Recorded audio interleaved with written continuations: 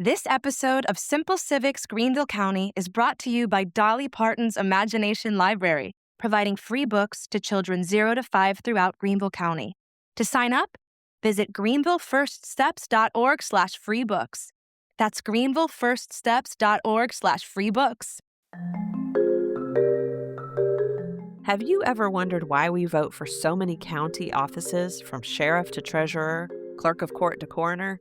Did you know that Greenville County didn't even have a county council until the 1970s? Or have you thought about why our governor's role in the state functions so differently from the president and the federal government? The reasons go all the way back to South Carolina's founding and the continuing influence of 8 wealthy lords proprietors. I'm Katy Smith with Greater Good Greenville, and on this episode of Simple Civics Greenville County, I talk with Vincent Sheheen about how the answers to some of these head-scratchers can be found in our colonial history, which he covers in his outstanding new book, The Concise Guide to South Carolina State Government, published by the University of South Carolina Press. Vincent is the current mayor of Camden, a practicing attorney, a former member of the South Carolina House and Senate, where he served for 2 decades, and a 2-time gubernatorial candidate. He's also a genuine history nerd who has spent his career not just studying how our government works, but helping shape it. Vincent and I concisely trace the long story of how South Carolina became the state it is today, and along the way we get into why we elect so many county officials, why nearly every road you drive is a state road, and where Vincent thinks our next chapter is headed. Be sure to check the show notes for a link to Mayor Sheheen's book, The Concise Guide to South Carolina State Government, and to his podcast, Bourbon in the Back Room, hosted with friend and former Senate colleague Joel Laurie. I'm so pleased to be joined by Vincent Sheheen, who you listeners just heard a bio of, and you know that he is the perfect person to be on a podcast about local and state government. And we're just so delighted to have you. Thanks for being here. Thank you so much, Katy. I'm excited to be on the show. This is fun. It is. Well, okay, so there's so much we could talk about with state and local government in this modern era. But today I want to go back to history, informed by your outstanding book. And I'm not just saying that because you're here on the podcast. I cannot recommend to you civics nerd listeners The Concise Guide to South Carolina State Government highly enough, published by the University of South Carolina Press. It is going to become right next to the Bible and the dictionary on my bookshelf. There you go. If you love state government or local government, you need a copy of The Concise Guide to South Carolina State Government for sure. It is so great. Okay, so starting literally at the beginning of your book and back in literally the beginning of government in the modern era of South Carolina, I'd love for you to talk about where the seeds of government today in South Carolina were planted. And I guess we could say it was by the Lords Proprietors, who I don't know if enough people who listen know about. They probably don't, but they probably use their names all the time because the names are still here in South Carolina. When you think of names like Dorchester or Berkeley or other names like this, that's where they come from. And really, Katie, the reason I didn't plan on starting back then when I decided to write the book. I was planning to write a book about how South Carolina state government works, how our government works. And I quickly realized to understand how it works, you have to talk about why it is what it is. And to do that, you have to start all the way back when Europeans first came to the country. And South Carolina was one of the first places that Europeans came to, first the Spaniards and then the French and then the English. And the English stuck around. And of course, they found here a really thriving Native American population of many different tribes. But the English were the ones who stuck. And they did something a little different here in South Carolina than they did in the other colonies. And instead of it being a crown colony, a colony that was governed directly by the king with his designees, the king created these lords proprietors, and they were the ones who owned and operated from afar the colony of South Carolina. And that led to different developments here than in many other colonies. And a lot of what we see today, or that we saw for many years, that some of which has changed today, stemmed back to that Lord proprietors running the state of South Carolina and the colonists' resentment of that. So you had these Lords Proprietors not as invested in the state as you might see in other models. What are some things that happened then and the way we still see it play out today, whether it's in tax and local funding structures or the ways we think about property?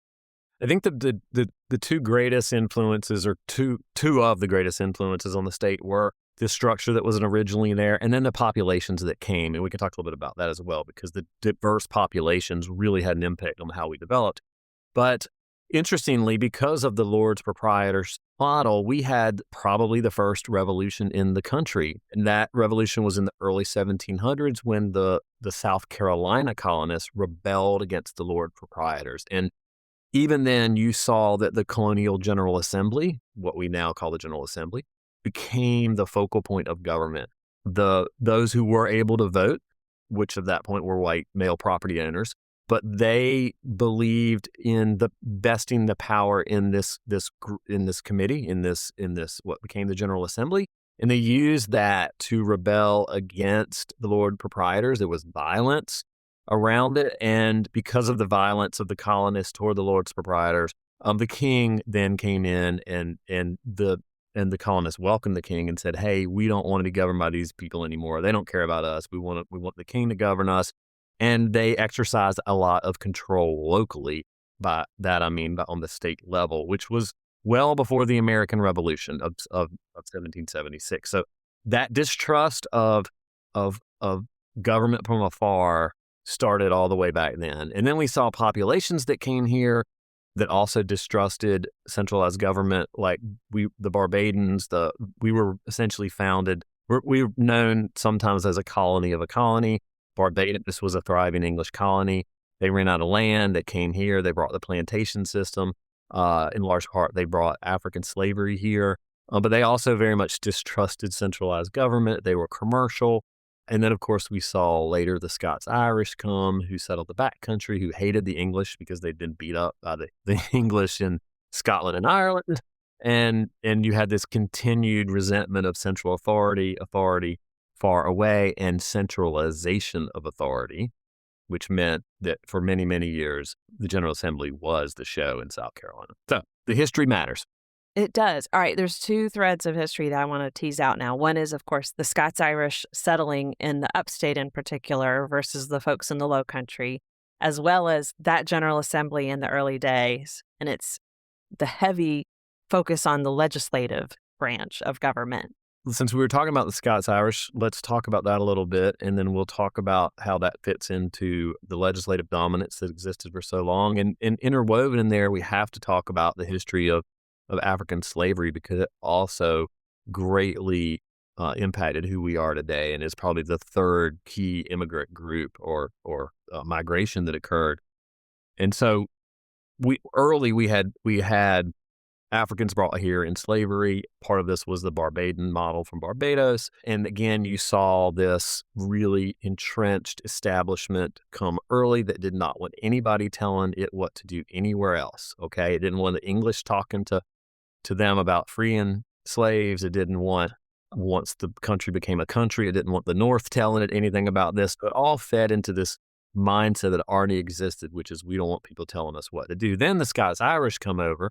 They hate the English, and all you have to think about is John C. Calhoun and Andrew Jackson. Okay, these were first-generation descendants of Scots-Irish.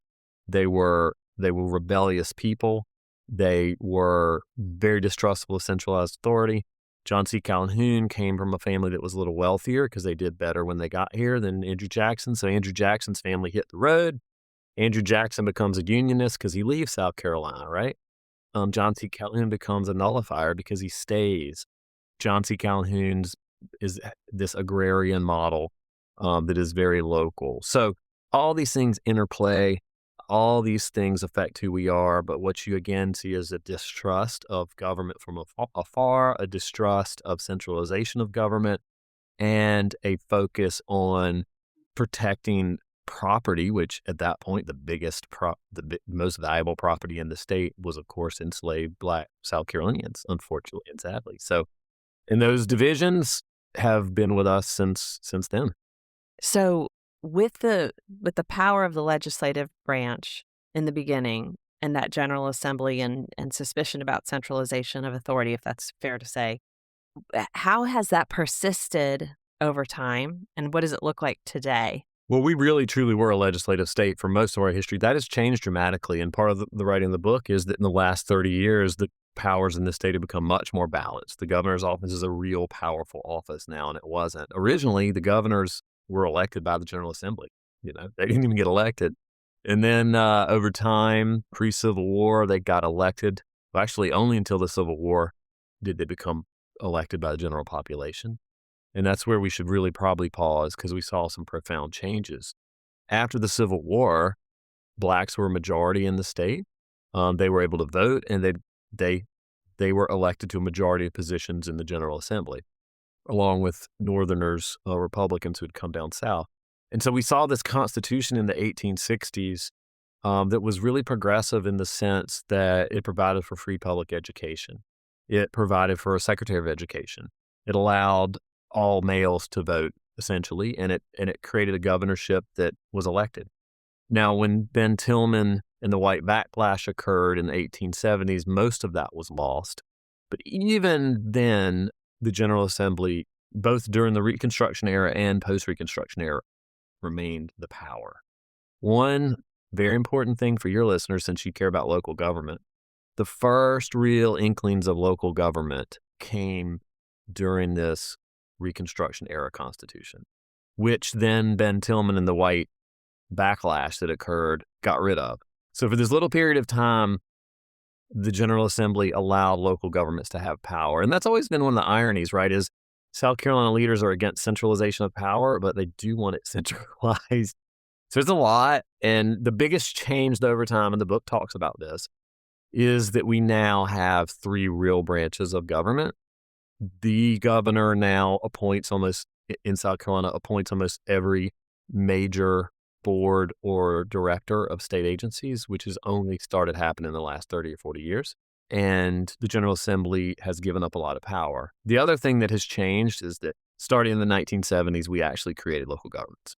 We have done an episode, it's a couple years ago now, about home rule and how it came to be. But I think because we have a lot of new listeners, it's worth touching on that. Can you talk a little bit about what happened in the 70s that really created county councils and the like? Yeah. And Katie, people are shocked when I say this, but we didn't have county councils in South Carolina. So Greenville did not have a county council in the 1950s, right? I mean, Kershaw didn't have a county council. We were governed by the General Assembly. The senator and the House member wrote the budget for the county. They wrote the laws for the county. And then to deliver the services of the county, we elected all these random offices like treasurer. And that's why we have those positions. That's why we elect our sheriffs. That's why we elect our treasurers. That's why we elect our clerk of courts. How crazy is that? It's why we elect all these positions. It's because the General Assembly needed somebody to do these functions in the county because there was no county government. And so not until Home Rule in the 1970s, which is when we created county councils statewide. Some were created prior to that.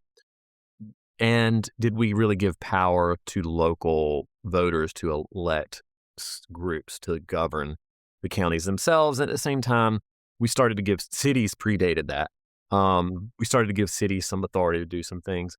But importantly, Katie, those powers are still very constrained compared to other states.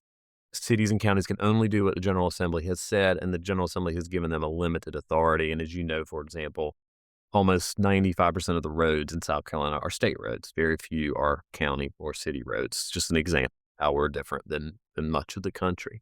I would love if you don't mind throwing out a couple more examples. I mean, like you said, the sheriff being elected locally, but the county being responsible for providing its budget. That's one example. The huge roads network that's owned by the state, but that all of us drive on in counties every day. What are a couple of other examples of those tensions that maybe you're experiencing as a mayor? Well, I am. So, for example, our ability to raise revenue is directly controlled by the state, right? The state says, hey, you can only raise property taxes this way. The state says you can't have an income tax. The state says, hey, we get to decide how much money in large part we send to you and how you can spend it. All this is very different than in most other states, where the cities or the counties have the ability to, they get elected, right, by the voters.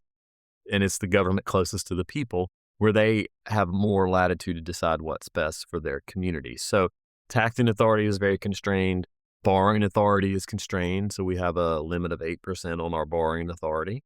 Now, many, you need rules for your municipalities and counties to operate under. Don't get me wrong, you do. But they're more constrained, and these are just some of the examples, I think, than most other states. And a part of that's back to the idea that we did not have local governments at all.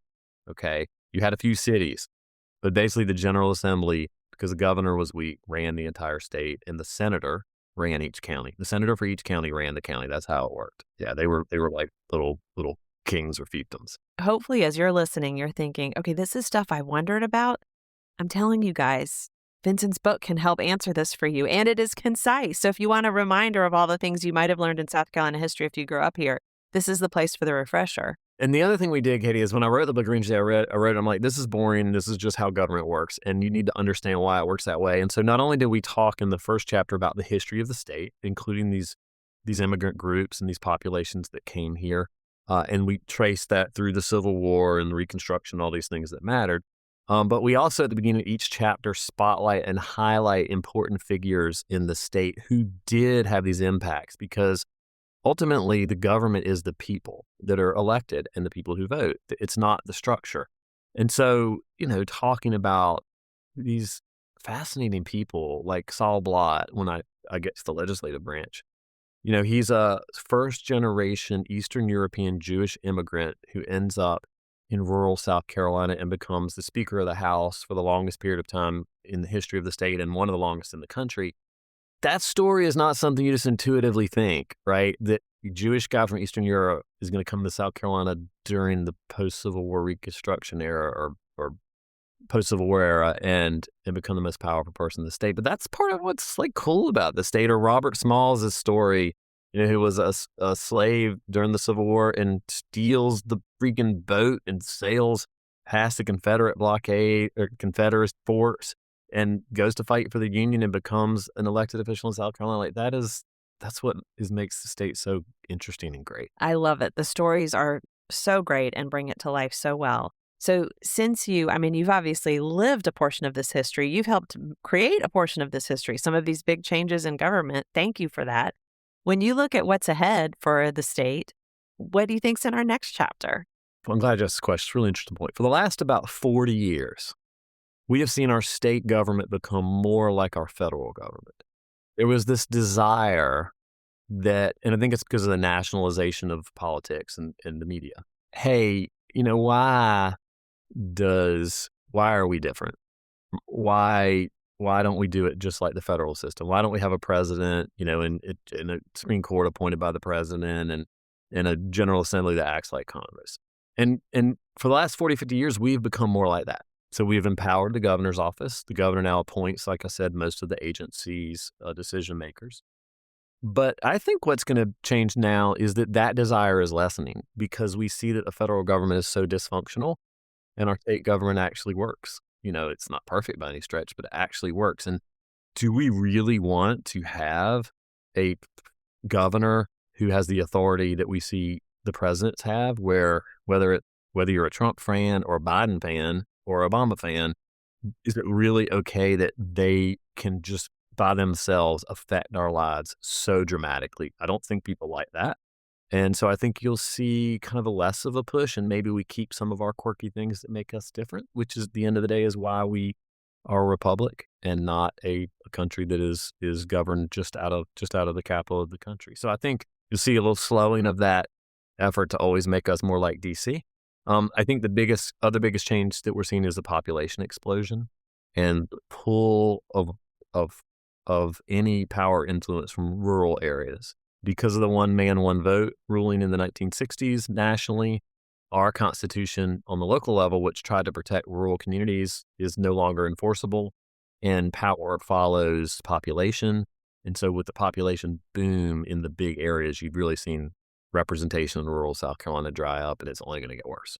Oh, that's interesting. I thought you were going to go in the direction of the varied attitudes and expectations of government, not just how government behaves, but how it's even set up that newcomers are bringing in. Yeah, newcomers are really puzzled when they get here, often, especially about roads, right? They're like, well, wait, Mr. Mayor, can you please fix my road? I'm like, no, we don't own that road. We're not in the road fixing business. So yeah, people who come here definitely are very puzzled.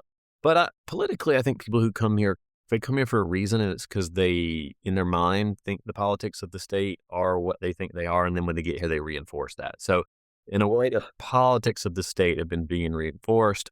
Historically, politically, we're a one-party state. It used to be the Democratic Party was the one party back when the Democrats were the white people's party and the Republicans were the Northern Party or the party for civil rights. And then as, people's perceptions of the parties switched, then we saw that flip. And we're one party again. It's just the Republican Party instead of the Democratic Party. There was this cool period in history, and I talk about it, where we were a competitive state for about 30 years. And that was in the 70s and 80s and maybe early 90s. And you saw real progressive things happen then because there was competition between the parties. So you saw like consumer protections. You saw these reforms we just talked about, the government reforms, the structural changes in the government. And I do believe a big part of that was because there was competition between the two parties. And because of the racial divide in the state, we tend to be a one-party state. And that's just the history, a sad history, but it's the history. Well, I am so grateful for this amazing new resource. And the other resource I want to direct listeners to, which you heard about in the introduction, is Vincent's podcast with his friend and former Senator Joel Laurie, Bourbon in the Back Room. Now, we don't do too much politics on here. We stick to the civics. But if you want to get deep in the backstories, meet a lot of the players around the state, and hear from two hosts that know a lot more about all this than I do, I cannot recommend it highly enough to you. And if you want a copy of the book, which we encourage you to get, you can go online at the USC Press website. That's the University of South Carolina Press. And our book's name is The Concise Guide to South Carolina State Government. You can order it online or it's in many of your local bookstores. Katy, it's a lot of fun. I love talking about it. We are such a wonderful state with a wonderful culture. And at the end of the day, like the reason we are what we are governmentally is because of the culture of the state and the hodgepodge and the mix of all these wonderful people who sometimes through tragedy, sometimes through wonderful things have come to our state. Well, thank you so much for documenting it and for all the role you've played in it and for joining us today. My pleasure. Hi, Simple Civics Greenville County listeners, Nathaniel here. If you've made it this far, then we think you'll really love our newsletter. Sign up for bonus content, updates, and more right in your inbox. Look for the link in the description that says newsletter to sign up, or visit us at simplecivicsgreenvillecounty.org. Find the link in the menu that says newsletter and sign up there. We'll see you again next week.